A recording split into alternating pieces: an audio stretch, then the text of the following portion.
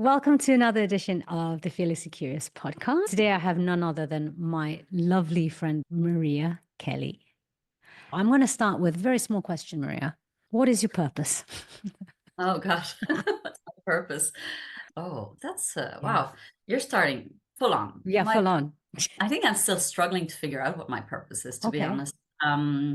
There's a lot of people that have this in their banners and things like that that seem very clear about it. And I feel I'm not sure what my purpose is as a person, as a professional. I would say my purpose is to help others grow. That's what I feel I'm good at and I like doing. And yeah, as an individual, I don't know what my purpose is here on the earth, honestly. To help people grow. I think you've already said it. Maybe that's it. Yeah, possible. So, at a professional level, help people grow. Could you be a little bit more specific on that? So, if I were to go and look for you on LinkedIn, and I was asking you to expand on how you describe your mission or your service, Yeah. I guess I'll go deeper. What is your why? Why is it that you feel called to help people grow in the professional space? So I have a long corporate career behind me before I started my own business. I worked 22 years for Sotheby's, the auction house.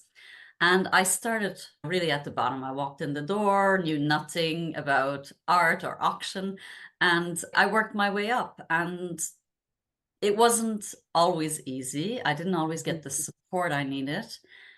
And there were moments where it was really difficult and I felt very lonely and very stressed. And at those moments, I could have had somebody help me and guide me. It didn't need to be much, but just somebody I could turn to ask those questions. And I didn't get that.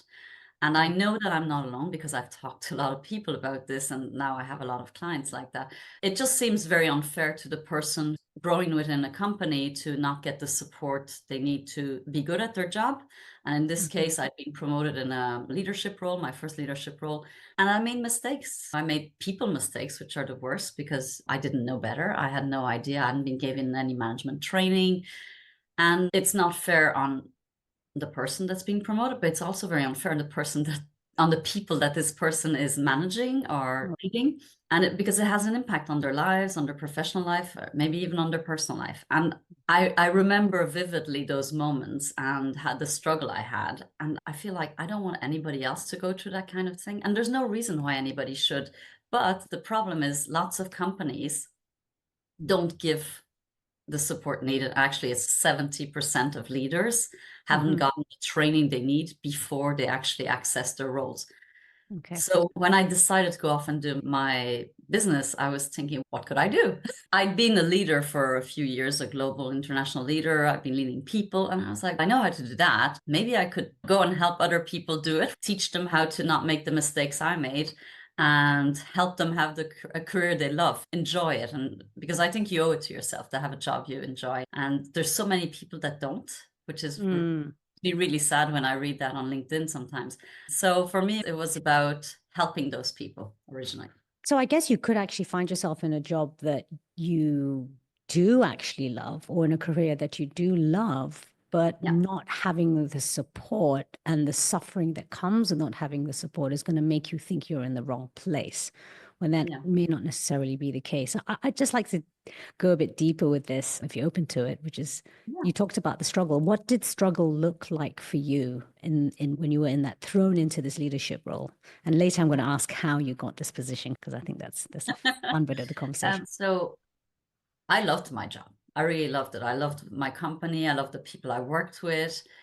What happened was that I found myself overnight promoted into a role with no training, managerial training or leadership training, but it was just, I happened to be the person who could do the job on the ground. And I knew my job really well, the technical side of it. The leadership skills, not so much. I lacked those. And so you had the knowledge for the role? Yeah, absolutely. I could do the job without a problem. It was just I didn't have the skills to manage people. I think the technical side, there was not a problem. And I knew that. I didn't realize I realized I was lacking stuff, but I didn't know what. Okay. And my boss at the time was based in London. So this is in Geneva, in Switzerland, where I grew up. And my boss at the time was based in London. And I remember calling him regularly saying, hey, so things are going okay, but is there anything I'm not doing in my job? I was stressed because I felt like things were going well, but it worried me because I felt like there must be something I'm not doing. There must be something I'm missing. There must be, because the person who had the role before me was constantly stressed, was running around like a headless chicken all the time.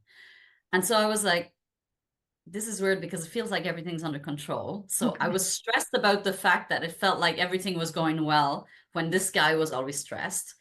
And at the same time, I realized I was struggling a little bit with the going overnight from being one of the team to being the boss. I felt like I'd gone to the dark side suddenly, and I'd become one of the others, the ones we were talking about.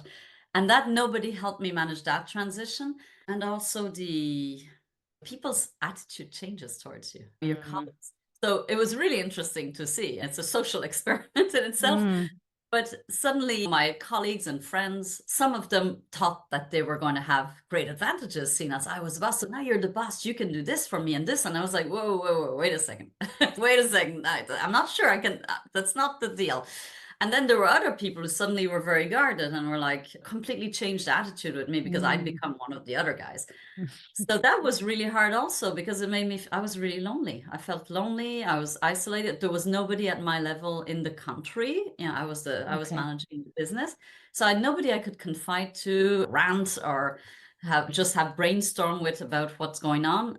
And I wasn't going to have my boss in London and say, oh, I was a woman. I was a young woman promoted in an important position. I had no college degree or anything. And I felt like I can't go whining and pretending things. I need to show that everything's doing well because it's really hard for women to get that kind of position and keep it. So that's that. And so that was the sort of stress I was going through. And I just felt like I was constantly walking around with plates in my hands. And at one moment, one was going to slip and everything would just come crashing around me. And that went on for, I can say, 2 years. I felt that way for 2 years. And I thought about leaving. I did. And I loved my job. But I did think about leaving because I just started doubting myself. Am I doing this right? Is this going to be like this all the time? Maybe not 2 years. Maybe I'm exaggerating. Maybe it was a year and a half before I felt really, okay, actually, everything's fine. You do have everything under control. But my first managerial training came 6 years later, just so you know. Wow. And why? Why? How and why did that happen? It just happened. I had a new boss and I said to him, I said, hey, I never got training. And he was like, oh, we have regular training here in London. You should just come out for the next management training. And when I got it, I was like, oh, why didn't nobody tell me this before? There were things that would have helped me so much in managing people situations, conflict, things like that. And nobody, I realized in retrospect, I realized everything I'd done wrong. And I was like, oh, God. Anyway. So now you help professionals in the space grow in their careers, or just want to get clarity on you? Okay. Oh, so yeah. So do they come to you when they're struggling at work or struggling to grow within their work, or do you have companies coming to you wanting to asking you to provide training for their teams, or both? So I do different things. I do executive coaching. So for people who are in their role and either they need some help to grow into the next role, or they want to, usually it's all about transition. They want to transition maybe into a new job in another company or find a new job. And then I do team training. So that would be helping principally with leadership teams. So mainly it's leadership teams, but I'm going to be doing also, I've done a leadership team recently, and now they've asked me to do the rest of the company. So usually it's to align the leaders, to help them work together.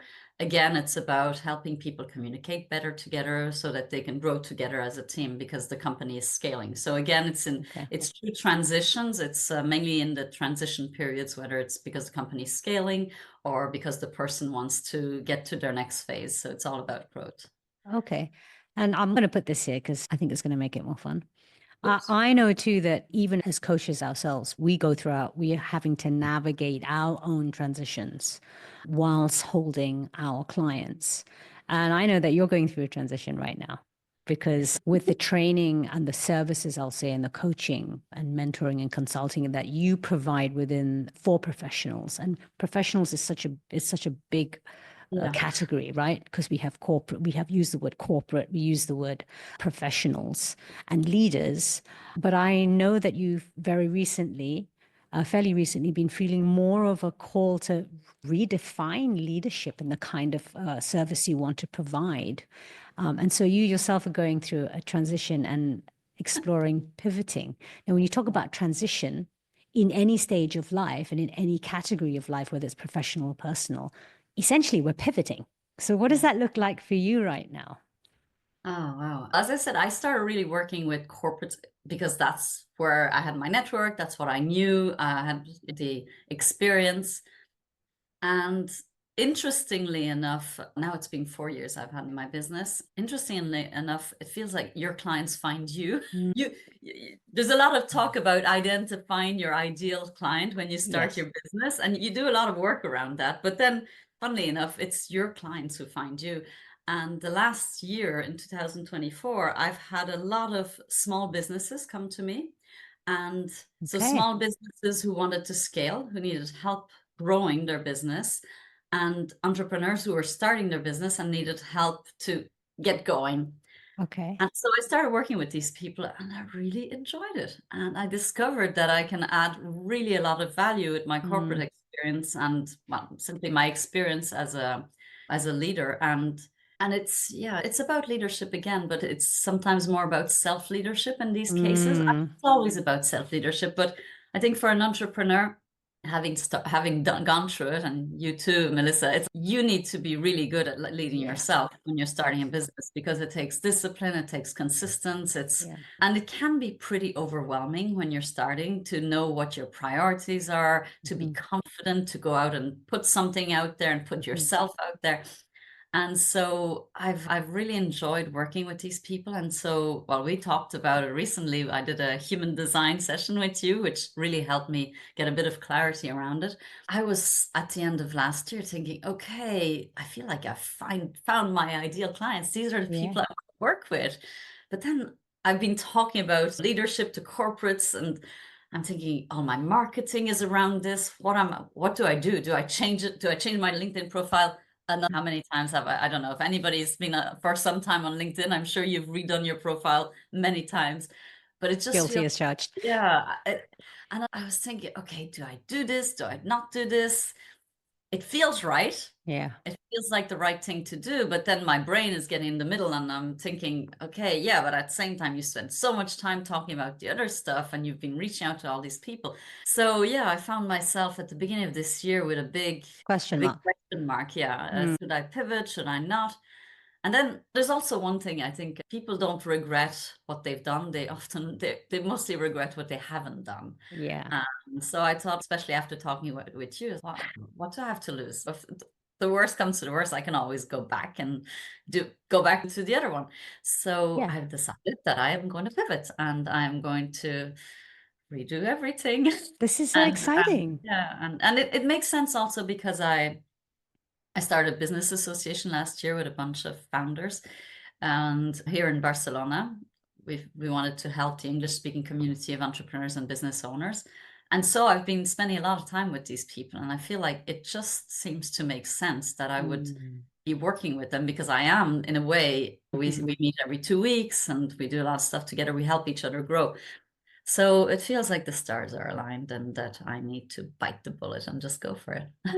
This is super exciting. And from the outside looking in, what you've shared already, you pivoted from corporate and leadership role in corporate and became an entrepreneur yourself to help people, to help the community, the environment that you had just left and have a wealth of experience in. So in a way, it makes sense that after a few years in your pivot, that if you're naturally attracting, like you said, your people are finding you, that you're following the flow of life. And it's extraordinary because I remember, gosh, how long have you had this business association now? Is it a year old?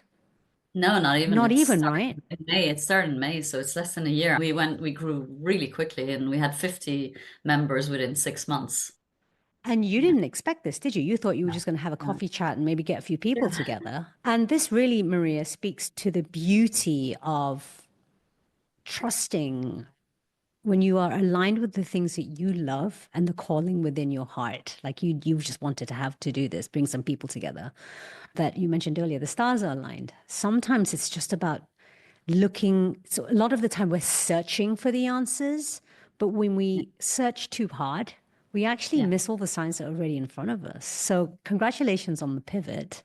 It sounds to me that you are doing exactly what you're meant to be doing. This is actually your purpose. And even then, purpose for right now, I think often professionals we get stuck, not just professionals, anyone out there providing a service, right? We get stuck and become over loyal in a way to what we're doing. And the Yeah. minute it feels uncomfortable, and maybe it's our conditioning, Maria, you tell me what your thoughts are on this. When things get uncomfortable, we're like, I need to push through this. Because we're also told, don't give up, don't give up. I've got to push through it. But if it's Never not quit. working anymore, sometimes it's just not working anymore. How do you tell the difference on when Yeah. to not give up on Well, something, but just stop something and start something yeah. new? I think there's several things. I think what you said about the fact that we've been told that you shouldn't quit things, you need to go Mm, through it. There's also the time and money investment you've put into it, maybe uh-huh. for your business. You started your business, you've invested a lot. So what's been holding me back? Oh, I'm going to have to redo all my marketing.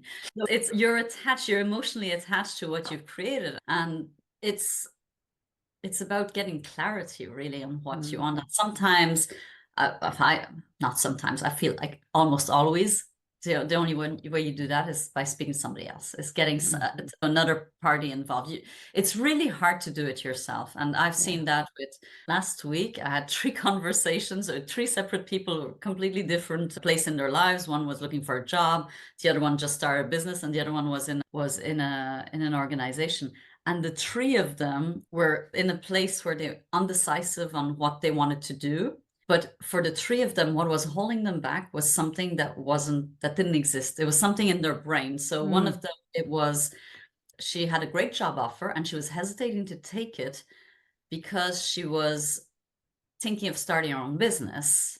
But at the mhm. same time, what she was really having problems with is that she had bills to pay. So I said, so we had a conversation. I said, so basically, you're not sure you're going to take this job. I said, how many clients do you have? And anyway, she said, none. I said, so you haven't started a business? She said, no. I said, but you do have bills? She said, yes. And I said, and you do have a job offer? She said, yeah. I said, so right now, what is the most important thing? And she was like, pay my bills. I said, okay, so what's stopping you taking the job? And Yeah. it was just she was holding herself back for a potential thing that she might do that she hadn't even started.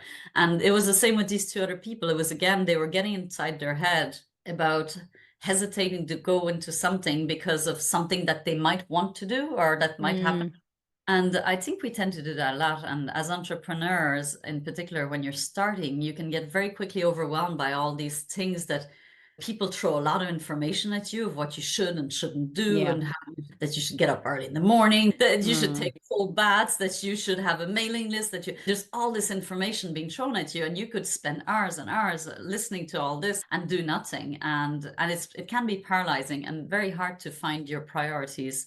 And I'm not sure why I'm talking about. How did I get where yeah. I am? Yeah. No, Why did no, I get there? you're describing Yeah, the process. You're yeah, yeah, describing yeah, the process of gaining clarity in those moments when you're like, I want to do this, but I've got something else. Like, how do we ground in the present moment, essentially? Because our mind just exactly. takes us off. Because I asked Yeah, about the pivoting, and yeah, and life does get confusing, and that is probably the biggest struggle of being an entrepreneur. And I guess because you've made that pivot yourself, maybe that's why, not maybe, it's clear that's one of the reasons why you're attracting clients who are not necessarily in the corporate space, but maybe pivoting out of the corporate space, as you yeah, mentioned, to become yeah, entrepreneurs. So whether they're starting up or they're scaling, because you've been through it yourself, you have had to walk that path of gaining clarity. And there's no better person to coach you, support you, guide you than someone who's actually walked the process and clearly still is walking the process. yeah, absolutely. I'm still in it. When people ask me, I'm like, no, I don't have it all figured out. I'm still Yeah. figuring it out. And I think that's the journey. I don't think that Mm, I don't know if there's ever a moment where you get to a point where you're like, I figured it all out. It's all good. Because it's been over the 4 years, it's changed a little bit mhm, every time. And you need to be flexible and adapt and have that resilience somewhere that mm, that it's mhm. going to be okay, believe in the journey, but also, yeah, not be afraid to say, okay, I'm going to have to walk away from this because this is not working. Attach to stuff and you can go right into a wall. And I think lots of businesses fail because of that, because the person is either too attached to their idea or too attached to an Their offer ego or sometimes the as business, well. or their ego gets in the way too. Yeah, I had a conversation recently with one of my clients who was clearly having an ego problem. And as we were talking, I didn't even have to say it. She said, "Oh, is this my ego?" And I was like, "Yeah, maybe." And yeah, but that's why I think as an entrepreneur, definitely, or even I think at any role as a leader, whether it's you're leading yourself, your business, a company, it can be very isolating because Yeah. often you're the only one in that role, and you have nobody you can share these things with. And so Yeah. it's really important to surround yourself with people who you can speak to, whether it's a friend, a colleague, someone who's going through the same thing as you, or a mentor or a coach, because often you know the answers, but you're just Lost you're getting lost in your own thoughts. in all the possibilities or the Yeah, potential you mentioned earlier. Sometimes we yeah, get distracted by the potential, but yeah. we're actually missing what we've What got is right actually, now. yeah, exactly. So we talked about conditioning. I mentioned conditioning as well, right? About this idea of not giving up. So sometimes we're forcing something that's not meant to be. The signs are all there saying not this way. But because we've got an attachment, an emotional attachment to an idea, a concept, a project, and we're trying to force it through, we don't see the wood for the trees.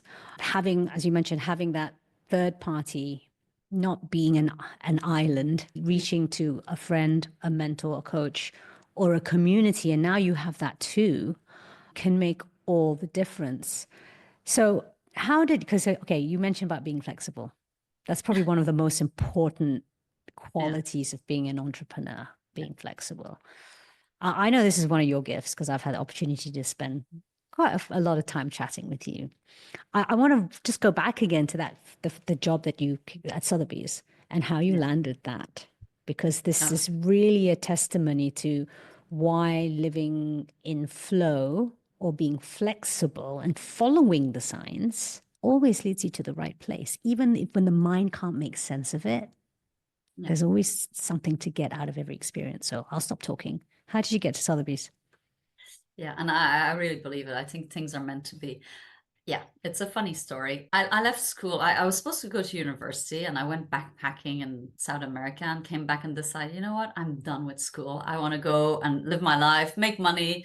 I was like, I'm done listening to other people tell me about what life should be like. I want to experience it. So my parents were delighted, obviously. I decided to go out and find a job. And I did a bunch of little jobs. And one of them was in a clothes store, like a retail store. And I worked there a few months. And there was a new boss that came in after a few months. I started, and she was horrible. And you talk about having role models. You can also have a role model of what a bad leader Mm, is like. And she was the embodiment of it. She was constantly on our back. She'd like quartered out the whole shop in quarters where we could be and we couldn't talk to each other. Like we gosh. were regimented. She was treating us as if we were kids. It was horrible. And when we'd had a really good team, we were working really well. We were the store that was making the most money. Before she came in, we were super performant and had a great atmosphere. She came in and destroyed that. And one day everybody was like complaining about her, and we were going to have a team meeting one evening, and everybody was like, we need to tell her it's not okay. We need to give her feedback. And so we're like, okay, so we all agree we're going to give her feedback. And we get to the meeting, she does her presentation, whatever. And she said, is there anything you guys would like to add? And nobody says anything. So I said, yes, actually, I think I'm speaking in the name of everybody. And Wow. I realized everybody's like this. I said, okay, I'm speaking in my name. And I basically give her feedback, saying the way you're treating us, it's having an impact on our performance. And so I wasn't saying you're a bitch. I was like being really sorry, Oh, no, don't trying to apologize. give feedback and say, this is how we all feel. We're miserable and all. And she ran to me. Oh, She was wow. like, how dare you tell me how I lead my team? Who do you think you are? And if you're not happy, the door is wide open. I was like, okay. And that's one thing she several times a day, by the way. Anytime Mm, we try to say anything, she'll be like, if you're not happy, the door's wide open, which is great when you're working. And so the next morning I walked in, I gave her my letter. I said, I'm resigning. She said, why? the door's wide open. I'm walking out. So I walk home. I bump into my neighbor who's in the stairs, and she said, "What This are is you the doing?" same day, literally. You left. Same day. Okay. Same day. I walk home. I see my neighbor walking up the stairs, and she said, "What are you doing home in the middle of the day?" And I said, "I tell her the story," and she was like, "Oh, that's crazy. You know what? I have another friend. She just resigned today too." I was like, "Okay." She said, "You should apply for her job." I was like, "What do you mean?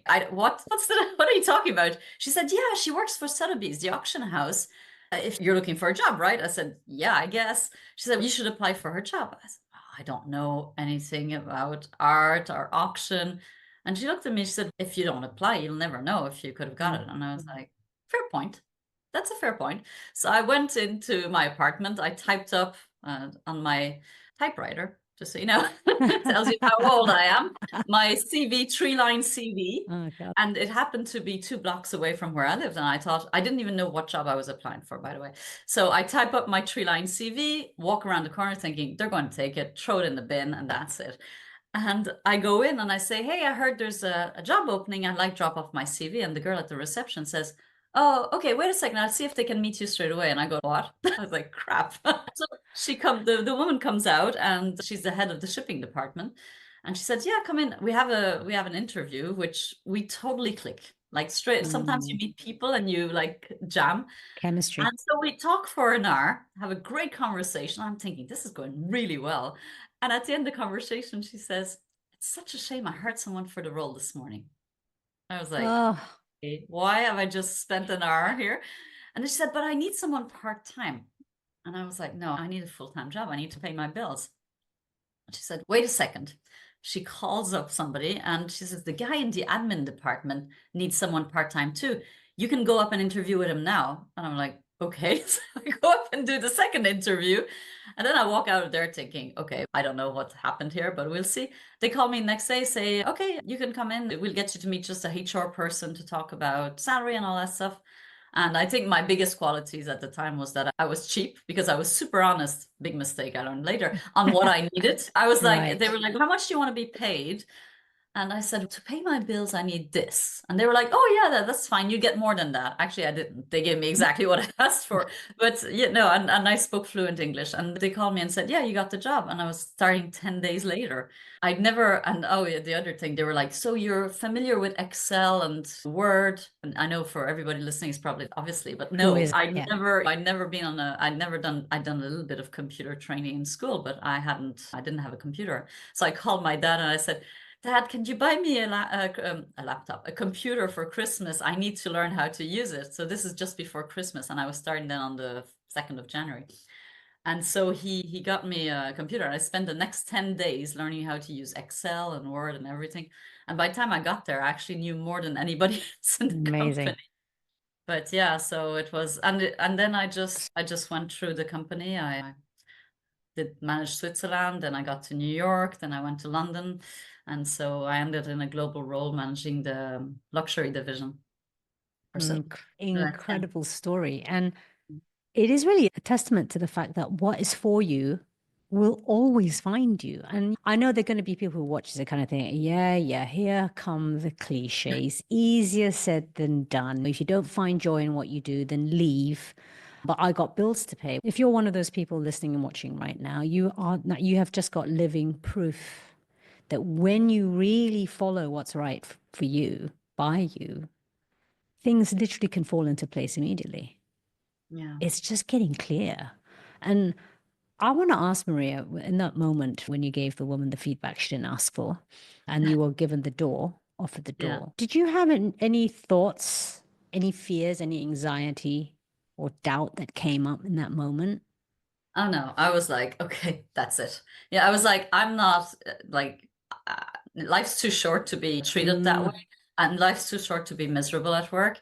I had no doubt that I could find another job within the week. At the time, I wasn't looking for a career. I was just looking for something to pay my bills. And I was mm, like, shops in town, I can find another job anytime. I'm not going to, I was just at my wit's end with her, and I thought yeah. I deserve better than this, and life's too short. I'm just at the beginning of my career. I was in my 20s. Mhm. I was like, I'm not going to continue. And there was no doubt for me that I wasn't staying. They actually, the place closed down 6 months later. Wow.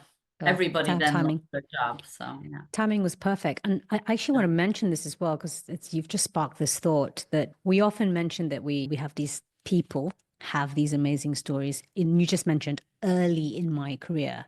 I was early in my career. The thing is, at any point in our careers, if we're really unhappy, people are afraid to leave because we're afraid of uncertainty, right? Because maybe we've got all these responsibilities, these commitments, have to pay my bills. But we forget at some point when we first started, we still had bills to pay. And we would literally take any job. That was how resilient we were. Ego and pride didn't get in the way. We were not like, I am too good for this job. It's, hey, it's a job. Okay, I'm grateful. I can go and get a job. Someone's going to pay me money for my time. Okay. And that can still serve you in the interim, but we get so attached to the ego, right? That we're not willing to take, or maybe willing to look at something different that's still gonna pay the bills. I mean, I remember stacking shelves. Yeah. And when I think back to those times, even until today, when business is not great, it's a very stark and humbling reminder that any one of us here can get a job anytime we need. There's thousands, hundreds of thousands of jobs out there. It may not be our ideal job right now, but it's all in the small actions. Yeah. Yeah. I worked in an old people's home with the people who were dying actually for 6 months. I worked in a bar. I worked in a museum. I was like, I'll just do any job just to get the money and the experience till I was trying to figure out what I wanted to do in life. Yeah. Still am. Still are, yeah. Yeah, But isn't that can be a fun process if we're not completely caught up in the scarcity, the fear driving us. But what a story. I just really wanted you to share that story. So really, I'm going to ask this question, but you've answered it already in the stories that you shared, which is what stereotypes have you completely and continue to disrupt in your professional career? Such as, what do you mean by stereotypes? See, 'cause you don't even know what stereotypes are because you just don't I'm know. not sure what you're, A typical stereotype may be, not wanting to make the pivot, like staying the career path exactly as it's laid out to be. Oh, okay. I see what you mean. Yeah.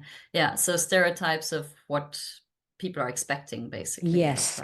And what you've been conditioned to believe are stereotypes too. So as a woman, as I'm going to say, like a white privileged woman, let's just say, working in corporate, have there been, and being radical, really? Are you perceived as radical? Are you perceived as a rebel? Are you perceived as a daredevil, or do you just not give a shit? I'm just going to say not give a shit what people think. I feel like I don't really give a shit. I've never really given a shit about it, but yeah. No, it's definitely, I never felt like I fit in the corporate world. I was working in the luxury corporate world also. Let's be honest, that's a whole new level. And I've never bought a Prada handbag or a pair of Louboutin, but when I moved to New York, it was quite shocking. You had these assistants or admin level people who were making $30,000 a year, maybe, and living in New York with $30,000 a year not going to get you far. Is brutal. But they would spend like $1,000, I don't know how much it costs, $1,000 on a pair of shoes to have Louboutin or to have a Prada handbag, and then they wouldn't eat for 2 months. I was like, I found that insane. I thought it was crazy. But it is a world of looks and things that's really important. And that's something I actually got some feedback about it early on where they were like, you need to dress up a bit more. And I was like, okay. So I went and spent some money on clothes, but I was just so not attached. I was like, how does that make me a better leader? How does it make me better at my job? But it is a world where you have to look the part. But that's something that's always bothered me somewhere. And I always felt, it feels like it's not me. I'm not bringing my full self because it's something I really didn't care about that much. So and as a woman, as a young woman at the time, I had to stand my ground, and I think that was something I was never afraid of. I was quite fearless, actually. Sounds like it. You went and gave that lady feedback. Yeah, no, I was quite fearless in speaking up and saying what I thought and going against the grain, or not agreeing with and saying when I didn't agree with whatever policy or whatever was going on and I think people respected that. Yeah, I think when you show people and the world who you really are, just like you did when you walked out the door, Oh, wait, the day before you walked out the door, then you walked out the door, and then you went for an interview that happened by accident. Yeah. Then you just showed who you were. It wasn't about, you said my 3V CV, right? Like my 3-sentence CV. Yeah, there was like 3 lines on that CV. There was the job in the shop, there was the barman, there was the museum, oh, and there was the hospital. That was all I had on it and to show. And it had nothing to do with what I was applying for. And I guess that really speaks to going back to leadership, right? In whatever capacity, whether in corporate, whether as an entrepreneur, whether you're leading your life, it's all about you or your team or your family or your partnership or whatever is just leadership in general. It's not about what you do. It's about who the person is. How do you, I'm going to ask sort of like a business question now, so to speak. How do you bring people back home to who they are when they come to you for personal growth and leadership development skills as an entrepreneur? How do you help them come back home? We start with that. The thing is, the first thing we do some introspection. I think you can't get clarity on what you want to do unless you understand, as you said, like why you're doing it, what's your purpose. And again, purpose can be difficult, but it's like going back to what you're trying to achieve and get clarity on why you started as an entrepreneur, because people can get lost in these are all things that need to happen, but going back to why you're doing it will help you filter what you want to do in the future. And I think for me, it's really, we start by really getting clear on, okay, why are you doing this? Why did you start your business? What are your objectives? Who do you want to help? What are the different things that you'd like to accomplish? And we take that from there, and then we map out how we get there. Yeah. Okay. Sounds exciting because you're doing that for yourself now as well in your pivot. Nonetheless, you still have your community and people who are watching. You'll be getting all the details of how to stay in contact with Maria through her content as well. You got to connect with her on LinkedIn or at least follow her because I'm sure she doesn't just connect with anybody.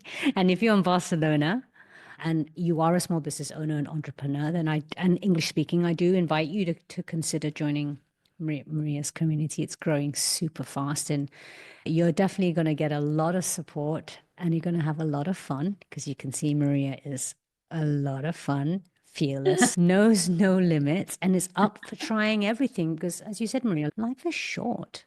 Life really is short. And building on that resilience really allows us to open ourselves up to the opportunities that are out there and not having to do it alone as well. Yeah. Yeah. Before I let you go, because our time flies by, you've had struggles in your life, as we all had. And you mentioned particularly the struggle with leadership in your job, which is what kind of led you to do what you do now. But leadership begins in our homes, so with our parents and with our teachers. And I know you have a very compelling story about a teacher at school that you use her essence in a way in your difficult moments. And I'd love for you to share that with our viewers and listeners, because I think it's a brilliant idea that maybe someone listening could employ and use the same sort of strategy for themselves if ever they were bullied or put down. So I turn the mic over to you.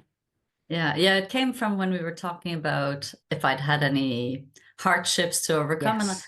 And I feel like I'm very fortunate because I don't feel like I've had many hardships in my life. So I'm very privileged on that point. But yes, I do feel like when I was in school, I was like, it must have been around 10 years old. We had this teacher who was the headmistress, and she was a mean woman. And she would take pleasure in humiliating the kids who had the most difficulties in class. So if you were struggling, if you had health issues, which I had, so I missed a lot of classes and therefore I was then struggling to catch up, she would take pleasure in humiliating you in front of the class and calling us losers. She'd call us losers. She'd say, you're never going to accomplish anything in life. You're a loser. That can be, at 10 years old, it can be pretty brutal to hear that all day long, every day of the week. I hated going to school with her when she was there. I dreaded going and I just wanted to get home. And I often faked being sick, even though I was often ill. I even faked being ill because I didn't want to go. And I always remember that she scared everybody, the teachers, the parents, she was really a piece of work. But I remember my mom, who hardly spoke French at the time. So we were in Geneva, I'm Irish, and my parents had come over to Switzerland for a job just before I was born. But my mom didn't speak French fluently. Like she spoke a little bit of French, but she would go in and she would give this teacher hell. She would stand up to her and said, "You can't speak to my daughter like that," in her broken French. And I feel like that was always an inspiration for me to see my mom, who hardly spoke the language and was the only parent that would dare stand up to this horrible teacher that was mean and nasty. A bully. Yeah, she was a bully. Really, she was a bully. And I have to, probably since that, I really have an aversion for bullies. And when I see it, I really want to go in. But it's funny. So now I've channeled that, because I think we all have this little voice at one point in our life, often, that comes in and tells you can't do this, you're not going to manage, you're not good enough and stuff. And I've decided to give that little voice a name. And I've called that little voice Mikaela, which was the name of that teacher. And so now so whenever Mikaela shows up and tries to tell me I can't do something, I'd be like, you know what? I can. And the reason I can, it's because I've done it before. This is the proof. These are the things I've done. These are all the other accomplishments I've made. And if she continues nagging me, I'll just say, "Shut up, Mikaela. You don't know what you're talking about." And I just tell her to leave. And I found that giving that little voice a name made it easier for me to distance myself from it, and shut it up whenever it comes and tries to tell you that you're not good enough, you can't do it. But yeah, I'm a lucky one. I'm sure she's made a lot of harm, that woman, in that school. And I'm sure there's kids that came out of there feeling like they were useless and would never accomplish anything. Hopefully not most of them have gone on to do something, but Yeah. I'm sure that she has made some harm. And it's like, how can you let somebody like that be in front of kids? Is mind-blowing. Goodness. Yeah. You turned actually a traumatic experience, because it's every day, right? It wasn't just one occurrence. No, it was every day she was there. And you've naturally employed a strategy that really speaks to what Gabor Mate says. Trauma isn't who you are, it's what happened to you. So like you mentioned, you create that distance by making that voice not your voice, but actually the voice of the person who first instilled this belief, this potential belief in you. It's a brilliant strategy. I'm going to remind myself of it, even for me. And I love it. Let's just give your mom a big shout out too, for being this powerfully brave, just a powerful woman who will not stand up to bullying. And clearly she's had a beautiful, her DNA runs through your veins too. Looking out to that lady at work. She was a strong mama lion. Like she don't touch my babies. She would go for it. She was very protective. Love that. Thank you for coming and spending the time with us today, Maria. I'm excited, as I mentioned, to see the pivot. Thank you for being, here with such an open heart, being so open and honest, because this is the journey of entrepreneurship. It's not perfect. Sometimes it's messy. In fact, often it's messy. Yeah, more often than not. Yeah. And actually, messy happens when we're growing. Growing is not pretty. Yeah, I think messy's okay. Yeah, messy's cool. I can relax into mess and chaos sometimes. You can't be an entrepreneur and be perfectionist. That doesn't work. Yeah, it doesn't work. Before I let you go, if you were a song, I always have this question. If you were a song, what song would you be? I know. Happy. I'm happy. I'm happy. You bring joy into you. I always feel the joy that you bring into every space, Maria. Thank you for your light and your gifts. And is there one piece, one golden nugget you'd like to leave our listeners before we close today? Golden nugget. You've already given so many. I'm just being. Golden nugget. What is it? What did I say last time when we did the previous recording? Do you remember? Because I'm blanking out. Oh, a golden nugget. I think I had something and it just went through my brain and went back out. Okay, we have time, and I can edit the gap. You can edit. What's been key for you in your journey? Oh, what's been key for me? Yes, I know what I want to say. You just need to do it, basically. It's when you're starting, I spend a lot of time trying to get everything perfect before I start it. And actually what you should do is just start. We just said earlier on, don't be a perfectionist, which I'm a recovering perfectionist and I'm still battling it. And that comes from my corporate grooming. It's like everything had to be perfect. And it's a good thing because you have a certain standard and all. But there's also a moment where it becomes procrastination. Right. When you're starting your business, you need to put things out even if they're not perfect. Put them out, you can find, and you learn and you tweak them, because you can spend hours creating something, training, whatever, for a client, and then realize that's not what the client wants. And you've spent a lot of time doing this, or you don't want. And things change. I created a website like 3 years ago, and I could rewrite the whole website now, but I'm hesitating because I'm like, what about if in a year I want to change it again? And I think it's just go in, just do it. You can tweak it along the way. Nobody's expecting perfect, and nobody cares as much as you do about these little details that you can spend hours and hours. You can go down rabbit holes. So my advice, if you're starting your business, let go of perfection. Good enough is sometimes good enough, and just do it. And you'll get more done, and you get momentum, and then you can always tweak things and change them and make them better. But you can get stuck in trying to get everything, all your ducks in a row and everything perfect. And yeah, it becomes a form of procrastination. Perfect is now. So I love that. The key for me, and a reminder for me, is that just do it, because you get the momentum. We're still moving. And like you said, you can tweak along the way. Your biggest critique is yourself. Yeah. Maria. No. Yeah. Thank you. Thank you. Thank you for having me. Until next time, viewers, don't forget to stay fearlessly curious.